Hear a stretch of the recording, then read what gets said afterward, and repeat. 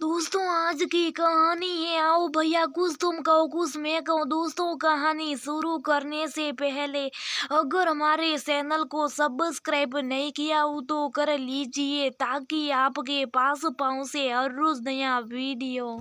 आओ भैया, कुछ तुम कहो कुछ मैं कहूँ। कितने बरस हो गए मैं एक साथ आराम से बैठकर बातचीत किए हुए, वो बचपन का सरल और निश्चल प्रेम। बात बात पर झगड़ पड़ना, एक दूसरे को मारने के लिए अथाथूत दौड़ पड़ना और बाबूजी को सामने पाकर शराब से एकदम ठहर जाना। तुम्हारी किताबों को हाथ न लगाने की संग ताकीद के बावजूद मेरा तुम्हारी किताबों की शेल्फ को छेड़ना और तुम्हें आते देखकर तुम्हारी सोटी खींचने के डर से बाबूजी को पुकारना। लेकिन रोज शाम को तुम्हारा मेरा हाथ पकड़कर साइकिल चलाना सिखाने को ले जाना। बाहरी सुरक्षा हेतु बड़े रौब से अपने दोस्तों के बीच मेरी बहन के रूप में परिचय देना और मेरी रामलीला के दिनों में रोज शाम को बाबूजी को मनाने के लिए अपनी मीठी मीठी बातों में फंसाकर मुझे आगे कर देना। सब समय के साथ न जाने कहाँ गुम हो गया। सच में समय हमें देने के साथ साथ हमें इससे बहुत कुछ लेता भी है। हम तो हमारा झगड़ना भी अपेक्षित नहीं है और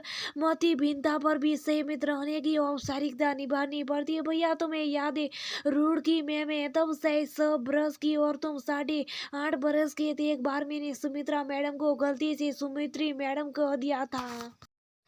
तुमने मुझे मैडम का नाम बिगाड़ने की शिकायत का भैया दिखाकर पूरे 1 साल तक अपने काम करवाने के लिए ब्लैकमेल किया था।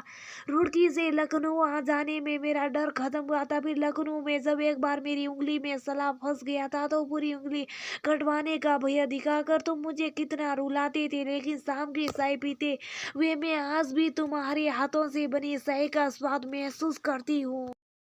क्योंकि बाकी सबको छोड़कर कर ना जाने क्यों तुम सिर्फ मुझे और माँ को यही साई में हिस्सेदार बनाया करते थे। हाँ, मुझे याद है ग्वालियर का वो पल जब अपने मित्रों से घिरे हुए तुम अखबार में मेरा हायर सेकेंडरी का रिजल्ट देकर खुशी से झूम उठे थे। लेकिन में यूनिवर्सिटी में मैं प्रथम आने पर तो तुम सबको दिखाने के लिए डिपार्टमेंट के बाहर सिप की पूरी लिस्ट ही उतार लाए थे और फिर बाबूजी से तुम्हें कितनी डांट पड़ी थी।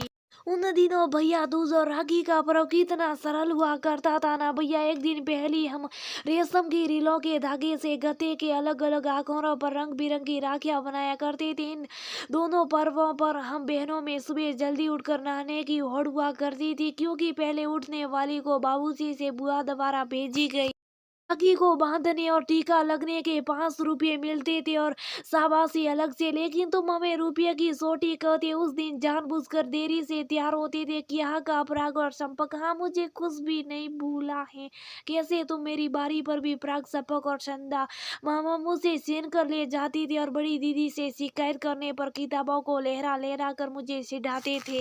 हमारे अष्टा सगा तो पोता था बाबूजी से छिपाकर खेलने वाले रमी और 3 2 5 का अंत तो हमेशा हारने का भास होती। तुम्हारे दोबारा खेले के सामान को उल्ट पुट कर देने और हताशा में मेरे रो पड़ने से होता था। तुमने मेरा नाम रोदू रखा था लेकिन विवाह के बाद मेरी विदाई पर तुम सभी कितना फुट फुट कर रोए थे। फिर पहली बार मुझे मेरी ससुराल छोड़ने आने पर मेरी सासू माँ को मेरा ध्यान रखने के लिए कहते हुए तुम कैसे भावुक हो गए थे।